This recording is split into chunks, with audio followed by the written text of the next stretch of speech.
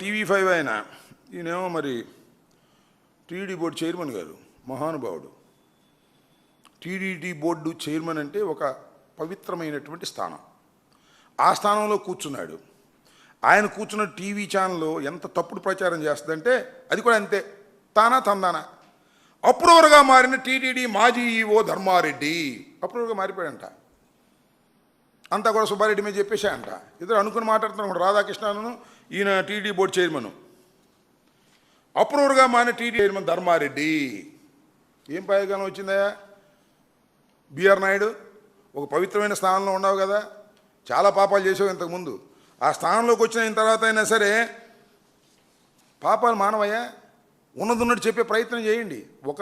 ఒక పవిత్రమైనటువంటి స్థానంలో నిన్ను కూర్చోబెట్టారు.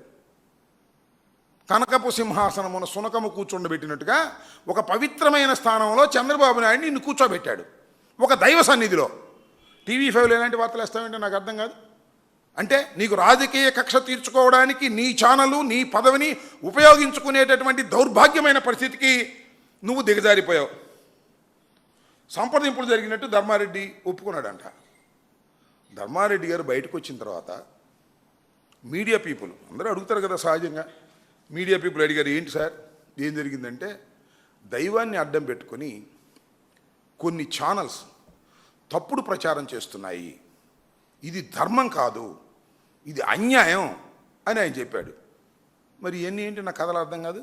ఏం బిఆర్ నాయుడు గారు, ఏం రాధాకృష్ణ గారు, ఇంకా చాలామంది ప్రచారం చేస్తున్నారు కదా. ధర్మారెడ్డి ఏదో ఒప్పుకున్నాడు, అది ఒప్పుకున్నాడు, నేరం ఒప్పుకున్నాడు. నేరం జరిగితే కదా ఒప్పుకోవడానికి. ఏంటి ఈ నేరం నాకు అర్థం కాలేదు. ఒకటే చాలా స్పష్టంగా అనేక సందర్భాల్లో నేను చెప్పాను, చంద్రబాబు నాయుడు గారు దైవాన్ని అడ్డం పెట్టుకొని వైఎస్ఆర్ కాంగ్రెస్ పార్టీ మీద బురద జల్లాలనేటువంటి కుట్రపూరితంగా వ్యవహరించినటువంటి సందర్భంలో నెయ్యిలో జంతు మాంసం, జంతు కొవ్వు కలిసిందని, నెయ్యిలో పంది కొవ్వు కలిసిందని, దాని ద్వారా లడ్డూలు తయారయ్యాయని, ఆ లడ్డూలు ప్రపంచవ్యాపితంగా భక్తులు తిన్నారని ఒక తప్పుడు ప్రచారం చేశాడు చంద్రబాబు నాయుడు గారు సొంతంగా ఆయన నోటమట.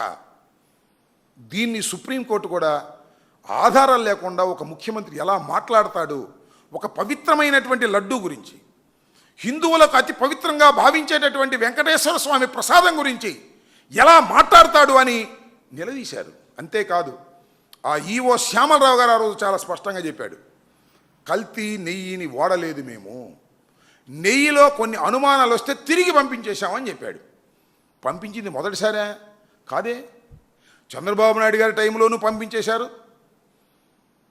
జగన్మోహన్ రెడ్డి గారి టైంలో పంపించారు, రాజశేఖర రెడ్డి గారి టైంలో పంపించారు.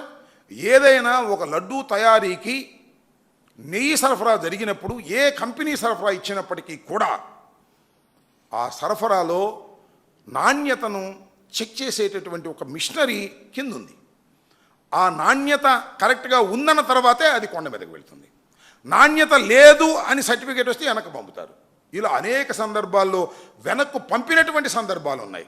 అది చంద్రబాబు నాయుడు గారా, జగన్మోహన్ రెడ్డి గారా, రాజశేఖర రెడ్డి గారా కాదు, ప్రతి సందర్భంలోనూ చెక్ చేసుకుని క్వాలిటీ బాగోకపోతే పంపించినటువంటి సందర్భాలు ఉన్నాయి. మరి మీరు ఎందుకు మీ టైంలోనే, ఇది వేరే రాజశేఖర రెడ్డి గారు జగన్మోహన్ రెడ్డి గారు ముఖ్యమంత్రిగా ఉన్నప్పుడు కాదు, మీరు ప్రమాణ స్వీకారం చేసిన తర్వాత జరిగినటువంటి వ్యవహారం ఇది. మీరు ఫెయిల్ అయ్యారా? అది ఫెయిల్ అయ్యి జగన్మోహన్ రెడ్డి గారి మీద నెట్టాలని చూస్తున్నారా? లేదు సుబ్బారెడ్డి గారి మీద నెట్టాలని చూస్తున్నారా? లేక ధర్మారెడ్డి గారి మీద నెట్టాలని చూస్తున్నారా? ఏమిటి అన్యాయం అని అడుగుతా ఉన్నా. ఇంత దుర్మార్గంగా వ్యవహరించేటటువంటి కార్యక్రమాలు ఇవాళ మీరు చేస్తున్నారు. అంతేకాదు, బోలే బాబా బ్లాక్ లిస్టులో పెట్టింది వైవి సుబ్బారెడ్డి గారు. అంతేకాదు, హిందూ మతాన్ని రాజకీయంగా వాడుకొని అమూల్యమైనటువంటి లడ్డూ ప్రసాదాన్ని కల్తీగా చూపించడానికి ప్రయత్నం చేస్తున్నాడు చంద్రబాబు నాయుడు గారు. దీని మీద సిబిఐ ఎంక్వైరీ వెయ్యాలి అని అత్యున్నత న్యాయస్థానమైనటువంటి సుప్రీంకోర్టుకు వెళ్ళింది సుబ్బారెడ్డి గారు. అందుకని సుబ్బారెడ్డి గారి మీద కక్ష కట్టే కార్యక్రమం. కోర్టు అనేక ప్రశ్నలు అంది.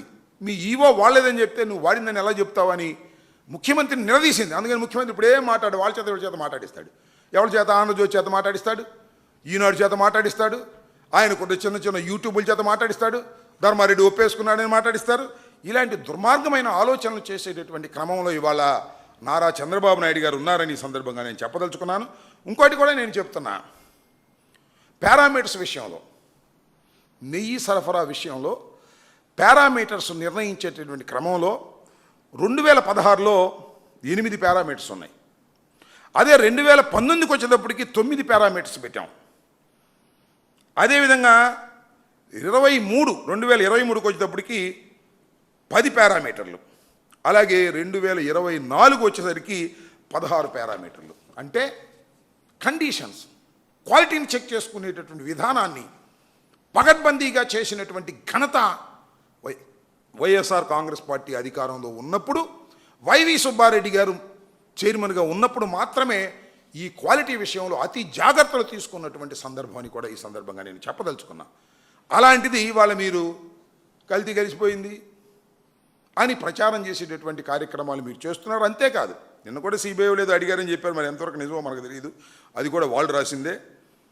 330 రూపాయలకి మంచినీళ్ళు ఎలా వస్తుంది, కల్తీనే కదా అనేటువంటి ప్రచారం చేశారు. చంద్రబాబు నాయుడు గారు ఏమన్నారంటే అసలు 3000 పెట్టందే మంచి కల్తీ లేని నెయ్యి రాదు అన్నాడు. మరి రామోజీరావు గారి పేపర్ ఏమో కనీసం 1000 రూపాయలు 1600 ఉంటే కానీ రాదు అన్నారు. వాళ్ళు చంద్రబాబు నాయుడు గారు 2014 అంటే జగన్మోహన్ రెడ్డి గారు అధికారంలోకి రాకముందు ఆయన ప్రభుత్వంలో ఎంత కొన్నారో తెలుసా? 276 రూపాయలు కొన్నారు. దానికి సమాధానం లేదు. ఈ విధంగా రేటును బట్టి కల్తీ అని నిర్ణయించేటటువంటి పరిస్థితికి వస్తే ఆ చంద్రబాబు నాయుడు వాడినంతా కల్తీనేయి కానీ భావించాలా, అవసరం లేదా? ఇలా లాజిక్ లేనటువంటి ప్రశ్నలు, లాజిక్ లేనటువంటి వార్తల్ని ఇవాళ వేసి ఏదో తప్పు జరిగిందనేటువంటి కార్యక్రమాలని వాళ్ళు చూపించడానికి చంద్రబాబు నాయుడు గారి ప్రభుత్వం చేస్తున్నటువంటి దౌర్భాగ్యమైన విధానాలని ప్రజలు అర్థం చేసుకోవాలని ఈ సందర్భంగా నేను చెప్పదలుచుకున్నాను. 330 రూపాయలకి మంచినీళ్ళు ఎలా వస్తుంది, కల్తీనే కదా అనేటువంటి ప్రచారం చేశారు. చంద్రబాబు నాయుడు గారు ఏమన్నారంటే అసలు 3000 పెట్టందే మంచి కల్తీ లేని నెయ్యి రాదు అన్నాడు. మరి రామోజీరావు గారి పేపర్ ఏమో కనీసం 1000 రూపాయలు 1600 ఉంటే కానీ రాదు అన్నారు. వాళ్ళు చంద్రబాబు నాయుడు గారు 2014 అంటే జగన్మోహన్ రెడ్డి గారు అధికారంలోకి రాకముందు ఆయన ప్రభుత్వంలో ఎంత కొన్నారో తెలుసా? 276 రూపాయలు కొన్నారు. దానికి సమాధానం లేదు. ఈ విధంగా రేటును బట్టి కల్తీ అని నిర్ణయించేటటువంటి పరిస్థితికి వస్తే ఆ చంద్రబాబు నాయుడు వాడినంతా కల్తీనేయి కానీ భావించాలా, అవసరం లేదా? ఇలా లాజిక్ లేనటువంటి ప్రశ్నలు, లాజిక్ లేనటువంటి వార్తల్ని ఇవాళ వేసి ఏదో తప్పు జరిగిందనేటువంటి కార్యక్రమాలని వాళ్ళు చూపించడానికి చంద్రబాబు నాయుడు గారి ప్రభుత్వం చేస్తున్నటువంటి దౌర్భాగ్యమైన విధానాలని ప్రజలు అర్థం చేసుకోవాలని ఈ సందర్భంగా నేను చెప్పదలుచుకున్నాను.